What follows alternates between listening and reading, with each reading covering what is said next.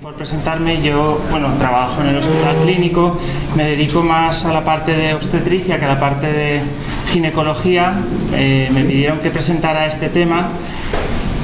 de screening ecográfico de cáncer de ovario. Intentaré hacerlo rápido, que en menos de 20 minutos estemos ya todos fuera de aquí. La verdad es que la conclusión del tema es hoy por hoy bastante clara respecto a la no necesidad o que no se haya demostrado por el momento que se deba realizar un screening ecográfico de cáncer de ovario en población general, pero sí que hay estudios nuevos que indican que la ecografía podría formar parte de formas de screening futuras para cáncer de ovario asociada a otro tipo de marcadores como los marcadores bioquímicos. Este tema valora solamente el screening de ovario, aunque habrá una pequeña puntualización en población de alto riesgo, pero en la población general y en mujeres asintomáticas. Una pequeña diapositiva de introducción hablando sobre la importancia del cáncer de ovario, siendo el cáncer hoy por hoy la segunda causa de mortalidad en la Comunidad Valenciana de mortalidad general en las mujeres, los cánceres. Dependiendo de cómo se dividan los cánceres, pues el cáncer de mama suele aparecer como la quinta causa más frecuente en incidencia y mortalidad de cáncer en la mujer, y el que aparezca la quinta causa cuando el ovario siempre tradicionalmente se ha dicho que es menos frecuente es realmente porque en las clasificaciones, cuando se dice que el más frecuente pues es el de mama y luego el colorrecto, el de útero incluye realmente el endometrio y el cáncer cervical, y los síndromes linfoproliferativos, dicho así, incluirían tanto la enfermedad de Hodgkin como la enfermedad de no-Hodgkin, las leucemias, etc. Y después ya tendríamos el ovario. Globalmente se considera la séptima neoplasia más frecuente en las mujeres a nivel mundial, y en España es la quinta neoplasia en incidencia y mortalidad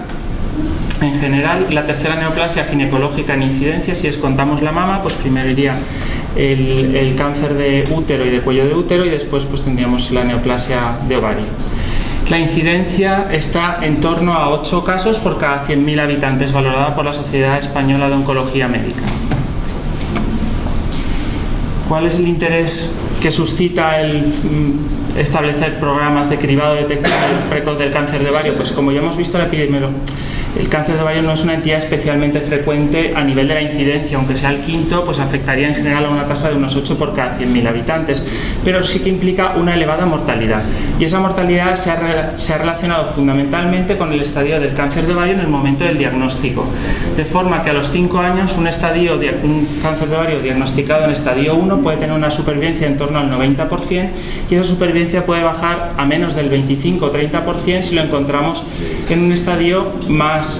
avanzado, y habitualmente cerca de un 75% de los casos se diagnostican más allá de un estadio 1 y 2. De hecho, se estima que si consiguiéramos diagnosticar el cáncer de ovario en un estadio 1, en vez de en un 25% como ahora, en un 50% a un 75% de los casos, disminuiríamos solo con eso la mortalidad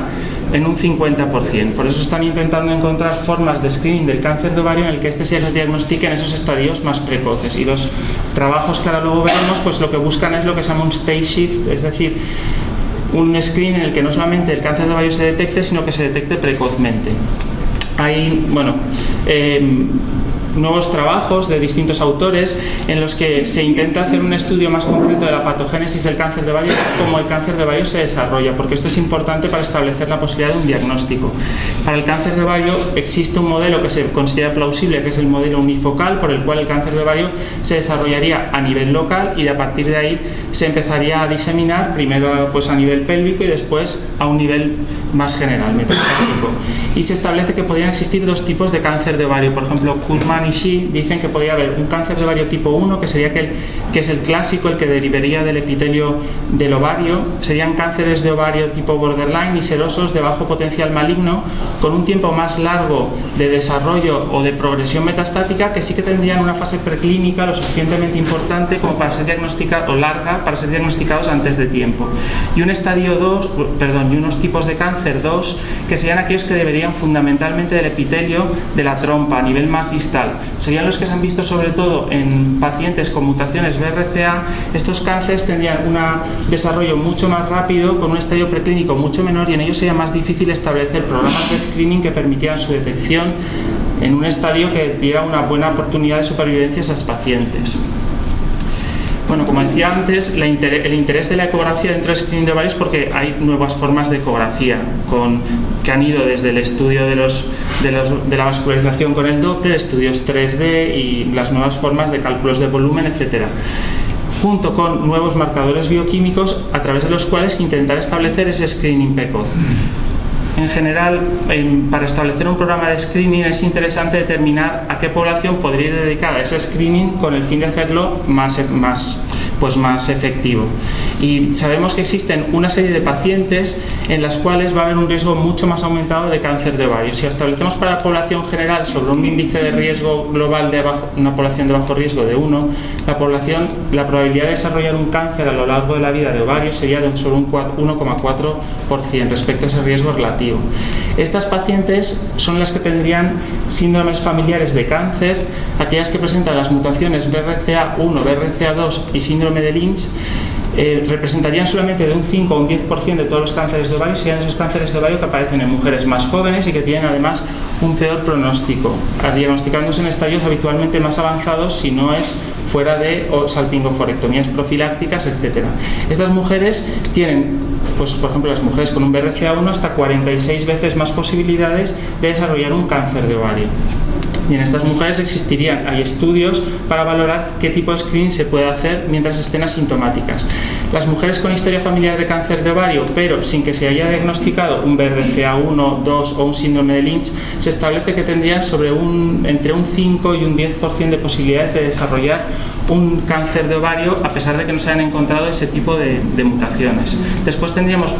otros factores de riesgo que también se ha visto que incrementan las posibilidades de un cáncer de mama, algunos como por ejemplo el tabaquismo relacionado con el cáncer de ovario mucinoso, la endometriosis con el de células claras, el de tipo seroso, etcétera, que tienen una repercusión. Básicamente el más importante es la edad, porque el cáncer de ovario suele aparecer a mayor edad y por eso la mayoría de los trabajos que vamos a ver ahora se centran, por eso y por otras causas, en mujeres de más de 50 años, habitualmente posmenopáusicas. Y después existen otra serie de factores también conocidos que disminuirían la posibilidad de cáncer de ovario. Y todo esto, pues como decía antes, con la intención de intentar establecer a qué población le haríamos un screening de ovario en el caso de que decidiéramos hacerlo. Bueno, si hacemos un screening, lo que se busca es lo que se busca habitualmente en el screening, intentar establecer un sistema que permita identificar el cáncer de ovario, sobre todo en un estadio localizado y curable que consiga disminuir la mortalidad. Ese screening, como cualquiera de los screenings que se realizan habitualmente, tiene que cumplir, entre otros criterios, los de Frame y Carlson, que la enfermedad tenga una historia natural conocida, que sea una causa común de morbimortalidad. Esto no sería tan así para el cáncer de ovario, que exista una etapa presintomática, pruebas diagnósticas eficaces y efectivas, que el tratamiento temprano mejore el tratamiento en estadios avanzados y disminuya la mortalidad, y que el daño potencial de la intervención, y esto es muy importante, sea menor que el tratamiento no precoz. En general, los estudios que vamos a ver ahora, que son los que voy a describir, pues intentaré hacerlo bastante breve, buscan todo esto. Aparte de esto están las condiciones económicas y que el estudio pueda ser introducido en nuestro Sistema Nacional de Salud, con unos valores de lo que se consideran verdaderos positivos, falsos positivos, verdaderos negativos y falsos negativos. Y en general lo que se establece importante para enfermedades poco prevalentes como en el screening del cáncer de ovario es que cualquier programa de screening que se establezca, incluso por ecografía por supuesto, además de tener una buena sensibilidad y especificidad, debe tener un valor predictivo positivo alto. Es decir, cuando la enfermedad es poco prevalente, es muy importante que los casos que nos vayan a dar positivos, la prueba realmente establezca con un buen valor predictivo que existe algo detrás. Porque, por ejemplo, en el cáncer de ovario la intervención diagnóstica final implica una cirugía. Entonces lo que hay que intentar es, en la mayoría de los trabajos establecen como un límite que no se realicen más de 10 cirugías por cada cáncer de ovario detectado. Y este sería un poco, no el gol estándar, pero lo mínimo que se le exige a un programa de screening de cáncer de ovario para ponerlo en marcha. Teniendo en cuenta, como veremos ahora en la mayoría de los trabajos, que se hace un estudio de las posibles, pues como decía antes, consecuencias que puede tener el programa de screening en mujeres que realmente no tienen la enfermedad. Existen algunos sistemas que no se utilizan, por ejemplo, la citología se le asigna una sensibilidad del 10 al 30% de diagnosticar cánceres de ovario, pero no se utiliza. Hay estudios que valoran si el TAC podría utilizarse para esto y han resultado que no se encuentran los cánceres de ovario y que de hecho se diagnostican cosas que realmente al final no son cánceres de ovario. Entonces, realmente lo que se está utilizando ahora como screening o lo que se está buscando implementar como técnicas de screening de cáncer de ovario son los marcadores tumorales, yo en esto no voy a entrar porque este tema es de ecografía, pero básicamente decir que el que está más estudiado es el CA125. La mayoría de los estudios que vamos a ver ahora cogen un valor de corte para establecer riesgo de cáncer de ovario de 30 a 35 unidades por mililitro, pero aisladamente se le otorga en la mayoría de los estudios un valor predictivo positivo del menos del 3% en pacientes posmenopáusicas, siendo todavía menor en pacientes premenopáusicas. Existen nuevos marcadores. De todos estos, el que parece más prometedor es el que estudia la proteína epididimaria 4 humana. Hay estudios que lo que están haciendo es valorar varios marcadores juntos con el CA y la VK1, la mesotelina. Y como decía antes, el problema de la CA125 es que el marcador se modifica con el ciclo ovárico, lo cual pues en pacientes premenopáusicas hace difícil establecer un valor único determinado, que está elevado en un 1% en mujeres sanas y que además está elevado en otras situaciones como a nivel ginecológico la endometriosis, los miomas y la enfermedad pélvica inflamatoria, otras neoplasias como el cáncer de endometrio, mama, páncreas o pulmón, cirrosis, cualquier situación que dé lugar a un derrame pleural o ascitis de cualquier tipo, y además se ve influido por otros factores como el tabaco, la etnia, la edad y lo que ya había dicho antes, el ciclo menstrual. Entonces, aisladamente no sirve. Hay estudios que han hecho un screening en forma de un score de índices de síntomas de cáncer de ovario. Lo que se pregunta a la paciente es: en el último año has tenido al mes más de 12 veces alguno de estos síntomas, dolor pélvico, elevada frecuencia, urgencia miccional, distensión abdominal, sensación de plenitud o dificultad de la ingesta, y se valoró esto como una forma de valorar un screening de cáncer de ovario. Pero se vio, al igual que con los marcadores tumorales, que de forma aislada no sirve para hacer un screening. Y además no solo de forma aislada, sino asociada a la ecografía o a los marcadores. Con lo cual lo que nos queda es la ecografía. Bueno, lo que nos queda de forma aislada por valorar. Entonces, en la ecografía, cuando se ha planteado hacer un screening de ovario, siempre se ha valorado estos tres factores, que son la morfología del ovario, el volumen que presenta y el tipo de vascularización que presenta el ovario. En general, hoy en día nos vamos a la ecografía transvaginal, que es la que han utilizado los 4 estudios que vamos a describir ahora, pero en ellos se combinan algunos. Cuando la ecografía transvaginal no es clara, la ecografía abdominal también, aunque lo deseable sería utilizar una sonda transvaginal. A nivel de la morfología se ha valorado pues, el contenido, los septos y la papila, las formas mixtas y la delimitación general del ovario. Respecto al volumen, se considera que el volumen sería normal hasta 20 centímetros cúbicos en premenopausia y hasta 10 centímetros cúbicos en posmenopausia. Y a nivel de la vascularización, pues la presencia de esa vascularización y los índices de resistencia y pulsatilidad, habiéndose relacionado con cáncer de ovario o malignidad, índices de resistencia menores de 0,5 y de pulsatilidad menores de 1. Pero lo que hoy en día ha demostrado, o parece estar demostrando, porque todavía no está claro que pudiera servir para algo, serían los estudios multimodales. Es decir, ninguna de todas estas cosas de forma aislada sirve para hacer screening precoz de cáncer de ovario, y solo serviría el combinar algunas de ellas, que serían el CA125 y la ecografía. Hay por lo menos 5 scores basados en la ecografía que se han ido modificando por los sucesivos autores, y en general yo lo que solamente quería comentar es que conforme van pasando los años, en los últimos scores del 2005 para aquí, cada vez se le da menos importancia a la presencia de septos dentro del tumor, y sobre todo en aquellos tumores que sean anecoicos o de baja ecogenicidad, llegando a darse estos tumores como tumores no malignos que no requieren una intervención quirúrgica aunque sean detectados. Y lo que se está dando más importancia ahora respecto al screening precoz de cáncer de ovario es la presencia de papilas, fundamentalmente, dividiéndolas entre las mayores de menos de 3 y más de 3 milímetros, la ecogenicidad y la forma de determinar la cápsula del ovario, si es un ovario que es fácil de distinguir sus límites o si no lo es.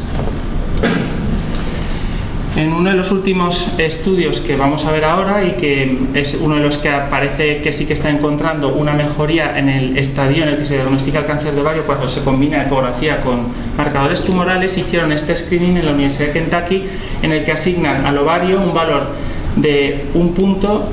de 0 a 5 puntos por su volumen y por la estructura. Con esto dan un screening o una puntuación máxima de 10 puntos para el ovario, y se considera que cuando el índice es mayor de 5 establece una sensibilidad del 98,1% para malignidad, con un valor predictivo positivo del 40,9% para esa tumoración que ya presente todos esos cambios que hemos visto aquí. Ese mismo estudio, que ahora luego veremos,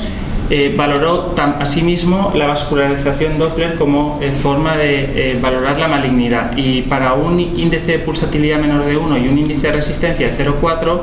tenían sensibilidades bastante bajas con valores predictivos positivos que sí que entrarían dentro de ese más de 10% que serviría para el diagnóstico, pero con unas sensibilidades bastante bajas.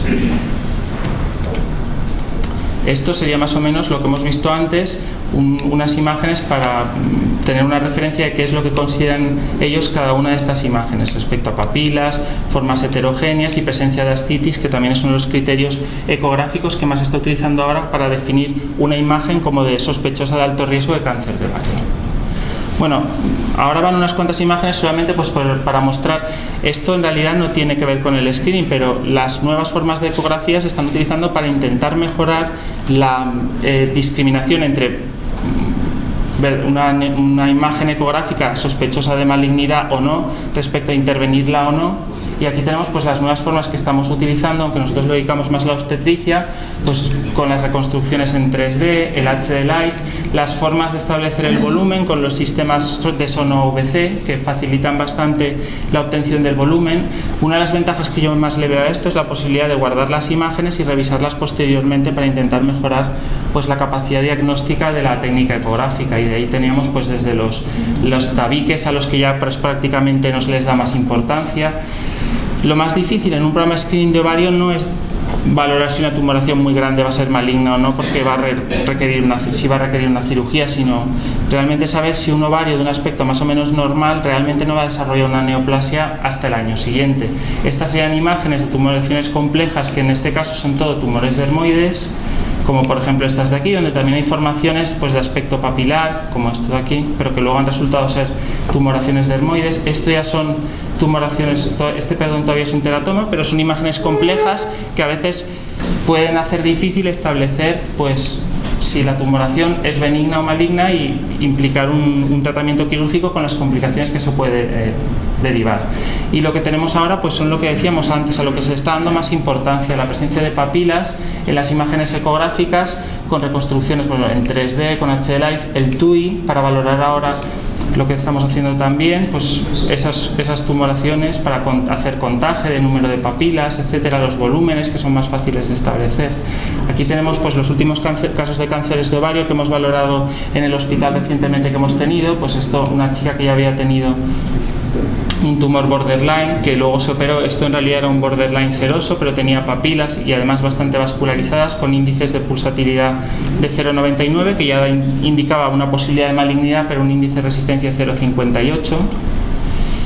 Esto era una tumoración ovárica de tipo rhabdomioide, informada así por los patólogos, pero que sin embargo, a pesar de ser muy grande, con un volumen de 1244 centímetros cúbicos, pues tenía índices de pulsatilidad y resistencia que no estaban dentro de esos criterios de malignidad. Se operó de todas formas por el volumen. Tumoraciones mixtas, complejas, muy vascularizadas. Y terminamos ya con los 4 estudios que hay de screening de cáncer de ovario. Entonces, tenemos actualmente estos 4 estudios randomizados de cáncer de ovario, y esta diapositiva que realmente resume estos 4 estudios, con lo que nos tendríamos que quedar, aunque ahora lo desarrollaré un poquito, es el de estos 4 estudios que hay, el único que se ha dado por concluido es el primero,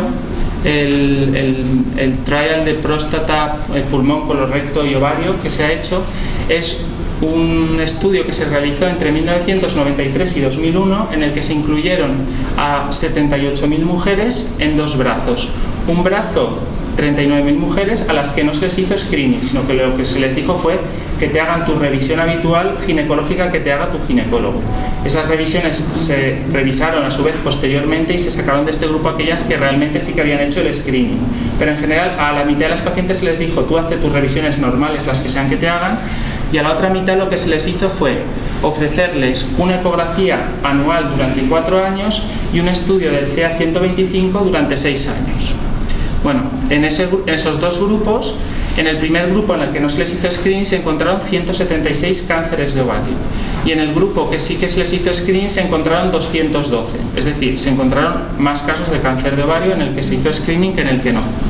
Realmente la incidencia del cáncer de ovario en los dos grupos fue similar, del 4,7 y del 5,7. Y el objetivo de este estudio era conocer, en primer lugar, cuál era la mortalidad por cáncer de ovario. A nivel de ovario, cáncer de ovario se unió cáncer de peritoneo y de trompa. Y en un segundo lugar, cuál era la incidencia del cáncer de ovario y qué complicaciones se derivaban del cribado y del diagnóstico. Y las complicaciones incluían desde que la mujer se mareara o se sintiera mal después de hacerse una ecografía transvaginal, el estrés de tener un resultado falsamente positivo o de riesgo intermedio respecto a no tenerlo, y las complicaciones que surgían de las cirugías que se hicieran tanto en aquellas pacientes que se operaban por un cáncer de ovario como aquellas pacientes que luego eran realmente tumoraciones no malignas. Bueno, pues en este estudio de cáncer de ovario, como os decía, en el que se utilizó la ecografía, los criterios para considerar una ecografía normal fueron ese volumen, porque todas son posmenopáusicas,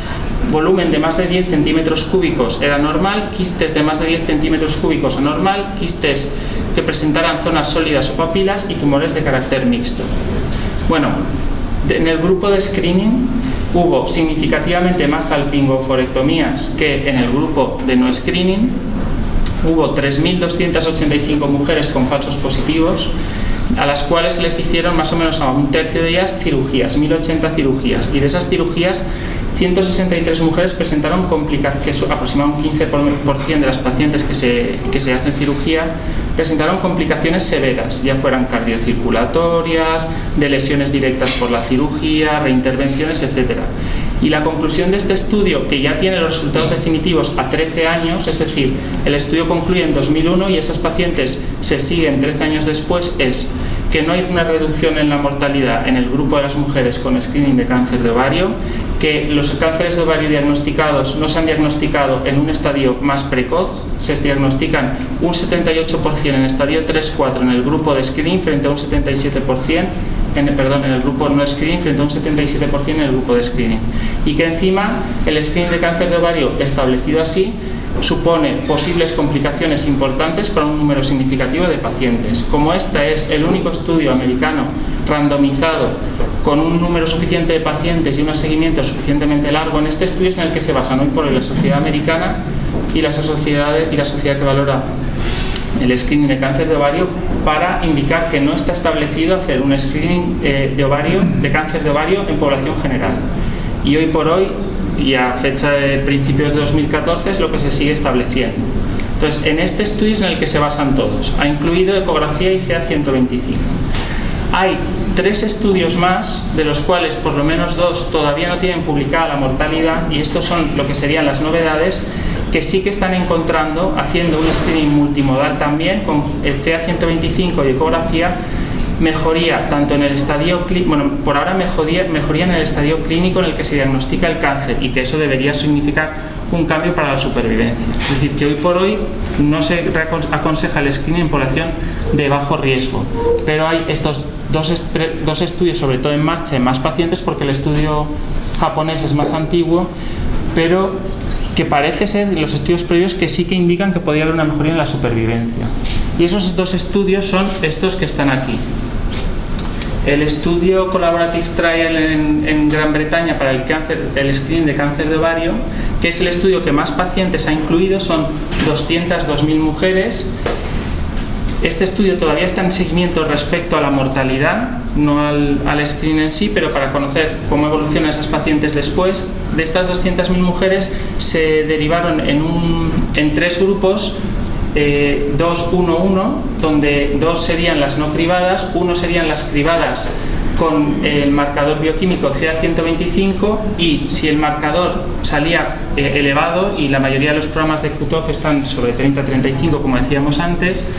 se hacía un siguiente marcador que, si seguía elevado, indicaba realizar una ecografía en segunda línea. Este sería el brazo multimodal, y luego habría un brazo donde solamente serían ecografías. Si la ecografía era normal en este brazo, se repetía la ecografía 6 a 8 semanas después, y si seguía siendo anormal, entonces se hacía un estudio completo por el ginecólogo que incluía marcador, etcétera, para valorar si la paciente tenía que ser operada o no. ¿Qué se considera normal en estas ecografías? Bueno, pues este grupo considera normal lo que tenéis aquí: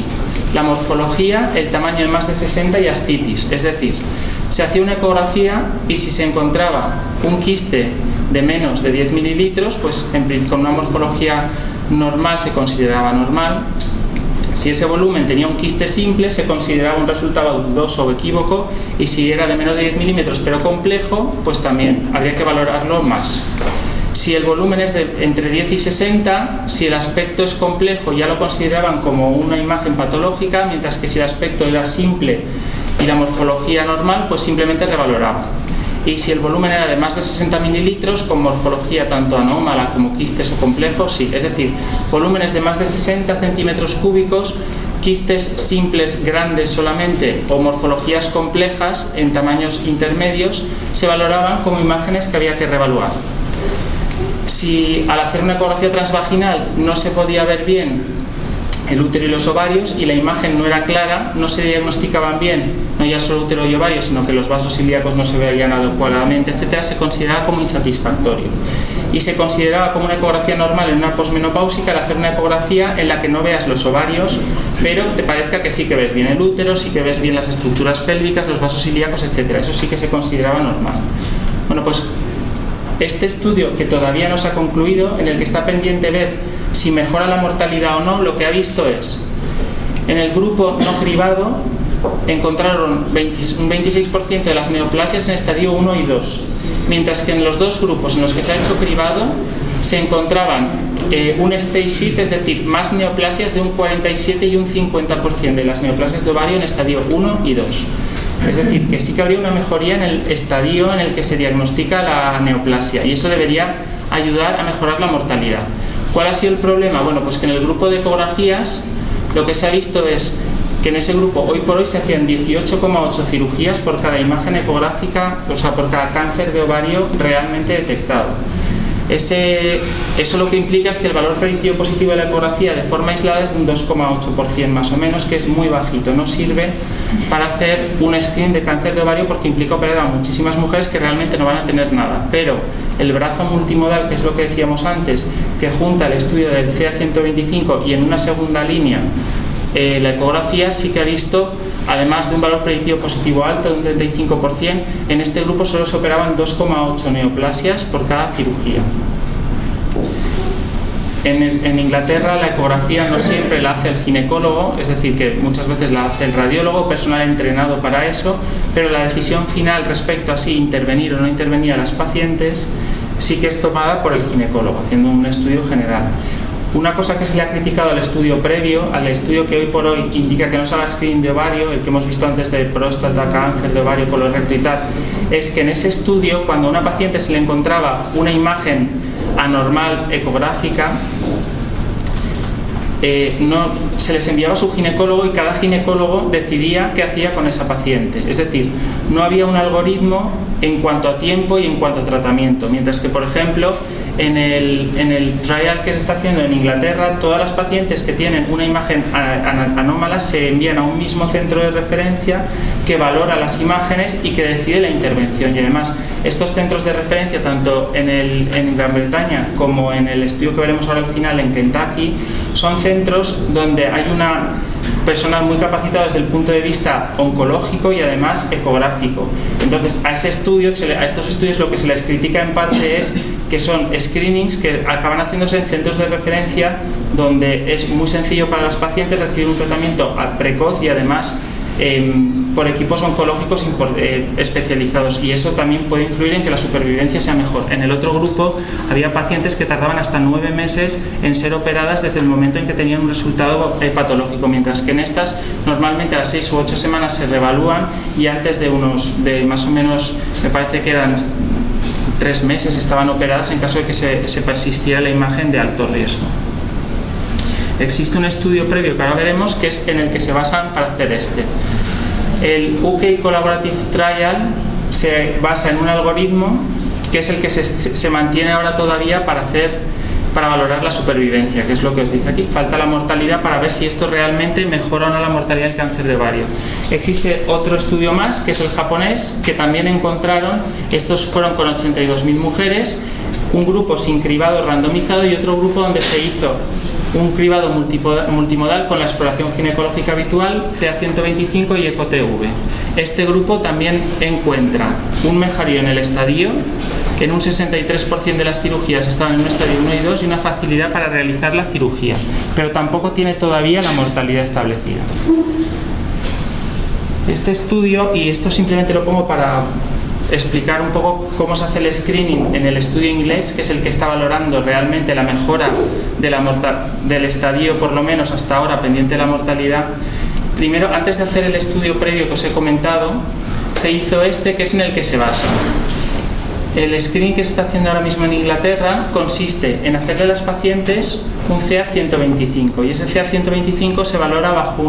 una curva ROC que está establecida por un estudio previo que se hizo en Suecia respecto a la posibilidad de tener un cáncer de ovario en función de los valores de CA125. A los valores se les asigna un nivel de riesgo, de forma que la paciente se hace el CA125 si el nivel de riesgo establecido bajo la curva ROC es de menos de 1 entre 2000, la paciente vuelve al screening anual directamente, sin más pruebas. Si el riesgo sale intermedio, que bajo la curva ROC sería un riesgo de 1 entre 2000 a 1 entre 500, lo que se hace es a las 6 semanas o 6 meses, entre esas 6 semanas a 6 meses, repetirle el CA125 y el valor, revalorarlo en función de esto que hemos visto aquí. Claro, esto implica que las mujeres que salen un nuevo valor normal vuelven al screening normal, aquellas que salen un valor intermedio vuelven a repetirse esto cada 6 semanas, 6 meses. Esto en este estudio inicial que se hizo para valorar esta forma de screening hizo que hubiera mujeres que por el estrés del resultado intermedio empezaran a abandonar el screening, y hubo pacientes que se realizaron hasta 6 CA125 antes de realizarse una ecografía o volver al ramo de screening. Como esto se consideró que producía un estrés importante para la paciente, en el estudio del Collaborative Trial, que es el que se está haciendo ahora, que está pendiente de la mortalidad, lo que se decidió es no hacer más de 3 CA125, y si ahí salía un riesgo intermedio, enviar a la paciente a hacerse directamente una ecografía para no mantenerla cada 6 semanas a 6 meses en un CA125. Aquellas pacientes que en un screening de nivel 1 les saliera un riesgo superior a 1 entre 500, se les repetía un CA125 y se les hacía una ecografía, y la ecografía con los valores que hemos dicho antes: presencia de ascitis, más de 60 centímetros cúbicos, quiste complejo. Y entonces, en base a la ecografía y al CA125 se establecían 4 posibilidades. Si la ecografía era normal y el riesgo era de menos de 1 entre 25, vuelven a la screening normal. Si la ecografía es normal y el riesgo es entre 1,5 a 1,25, se repite el screening del CA125, y cuando la ecografía es anormal, se valora directamente la cirugía. Aquellos equívocos o insatisfactorios, se repite otra vez el screening. Esto es más o menos lo que se está haciendo en Inglaterra ahora, no dejando más de 3 CA125 antes de hacer una valoración ecográfica, y con esto es con lo que ellos están demostrando que sí que hay una mejoría en el estadio del tumor en el momento en el que se diagnostica, y lo que está pendiente es de ver la mortalidad. Con estos resultados que se obtuvieron aquí para este primer estudio que se hizo antes del Collaborative Trial, con ese screening que habéis visto ahí, aunque no estaba valorando la mortalidad, tenían valores predictivos positivos del 19%, que sería suficiente, disminuiría el número de cirugías dentro de lo aceptable para hacer un cribado de screening. Y por último, la Universidad de Kentucky, que está haciendo otro estudio también. A ellos también les falta la mortalidad, que parece que también mejoraría porque mejora el estadio. En el grupo ellos no hicieron randomización, sino que se usaron un grupo de población control. Todo esto se hace en un mismo centro de referencia. En el grupo control, un 27% de las neoplasias estaban en un estadio 1 o 2, mientras que las mujeres a las que se les aplicó el screening, primero con ecografía y más adelante con CA125, etcétera, se encontraron un 68% de neoplasias en un estadio 1 y 2, con una supervivencia a los 5 años del 74% frente al 53% en el grupo no cribado. Y ya para terminar esta última diapositiva, comentando que esto es todo en pacientes con bajo riesgo, en las que no existen factores que indiquen que hay más posibilidad de padecer un cáncer de ovario. Existe un estudio, por ejemplo, también hecho en Inglaterra, en pacientes de alto riesgo, que incluía los síndromes genéticos familiares y aquellas pacientes que sin haber sido BRCA1, BRCA2 o Lynch positivos sí que tienen una historia que implica un riesgo de en torno al 10% de desarrollar un cáncer de ovario. Este estudio es prospectivo de cohortes, no es randomizado porque en general si uno tiene una paciente de alto riesgo no se plantea no hacerle un screening, con lo cual no se puede establecer un grupo de pacientes randomizadas a las que no se les haga nada. Incluye a 3.500 mujeres de entre 35 y 75 años con ese riesgo mínimo que decidieron no hacerse una salpingoforectomía sino diferirla porque querían tener hijos, porque decidieron no operarse en ese momento. A estas mujeres se les hizo un CA125 y una ecografía anual y se les siguió durante una media de 3,2 años. El resultado fue que se detectaron 37 cánceres, de ellos 38% en estadio 1 y 2 y 62% en estadio 3-4, es decir, no había una mejoría clara en el estadio. Había una sensibilidad del 81-87% con un valor predictivo positivo del 25%, es decir, se hacían unas 4 cirugías más o menos por cada cáncer detectado. Y lo único que sí que se vio es que en general, si pasaba más de un año en hacer el screening y al año veías una imagen anómala, existía un riesgo mayor de que el estadio al hacer la operación fuera un 3C o mayor. Con lo cual, este estudio lo que concluye es que un screening reducido a unos 4 meses en estas pacientes, es decir, cada unos 4 meses hacer un CA125 y una ecografía, sí que podría ayudar a no detectar cánceres de ovario en un estadio 3C en estas pacientes, sino adelantarlos un poco. No hay una demostración hoy por hoy de que mejore claramente la mortalidad. Por eso, a pesar de que no existe ese estudio, la Sociedad Americana aconseja en mujeres de alto riesgo, básicamente mujeres con BRCA, realizarse un estudio con marcador CA125 y ecográfico por lo menos cada 6 a 12 meses, aunque este estudio, que todavía sigue en marcha, aconsejaría cada 4. Y en general lo que aconseja la Sociedad Americana es que estas mujeres, como técnica para reducir el riesgo de cáncer de ovario, se haga una salpingoforectomía bilateral profiláctica en cuanto el deseo genésico esté cumplido, porque eso es mejor que el resultado del screening que se está realizando, que es un poco la conclusión. Y esto es todo.